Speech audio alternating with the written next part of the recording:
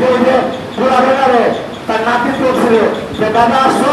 ওদের নামাজ এসা নামাজটা করে রাত্রে 12টা ওয়াজ শুনছি রাত্রে 12টা বাজে এসা নামাজটা আমাদের করছে ফিরে শোয়ার জন্য এটা ফেরাইতে চাও পরে বলছে যে দাদা 40 বছর ধরে ওয়াজ শুনতেছি এই ওয়াজ তো খালের ঘরে আনছি না কোনোদিন 40 বছর ওয়াজ করে আনছি না খালের ঘরে বাসায় আনি নাই আর পরে একদিন ওয়াজে নিয়ে গেলাম ওয়াজকে বাড়িতে এসব তাহলে ওয়াজ কি করতে হবে বাসায় দেওয়া যেতে হবে তাহলে কি আপনি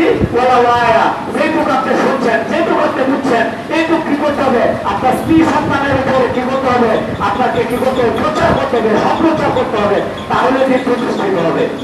সম্মানিত যিনি ভাই আমি যতটুকু করলাম এতটুকু আল্লাহ আমাকে আমল করার বিজ্ঞান করুন এবং এই মসজিদের উত্তর সমৃদ্ধি কামনা করছি মসজিদের সম্মানিত উপস্থিত মহোদয় হজরতুল্লাহ হজরত মৌলানা মহিদুল ইসলাম সাহেব এবং আমাদের চাচারা সহ যারা এই মসজিদের বাইরে রয়েছেন তিনাদেরকে আল্লাহ হায়াত দান করুন সবাই বলে আমি মৃত্যুর পূর্ণ পর্যন্ত ওনাদেরকে দিনের জন্য আল্লাহ কবুল করুন বলেন আমি শুনে বলেন আমি এলাকা পুরো এলাকাকে দিনের যে সিলসিলা দিনের যে কি করে দিনের যে দাওয়াতি কাজ এই দাওয়াতি কাজের জন্য আপনাদের সকলকে কবুল করুন বলেন আমি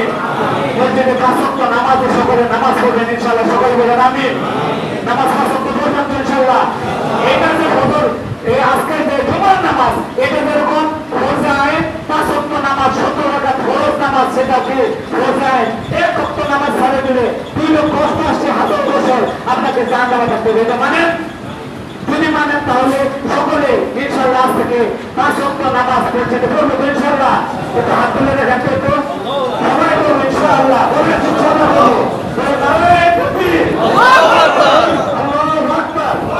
তাকবীর আল্লাহু আকবার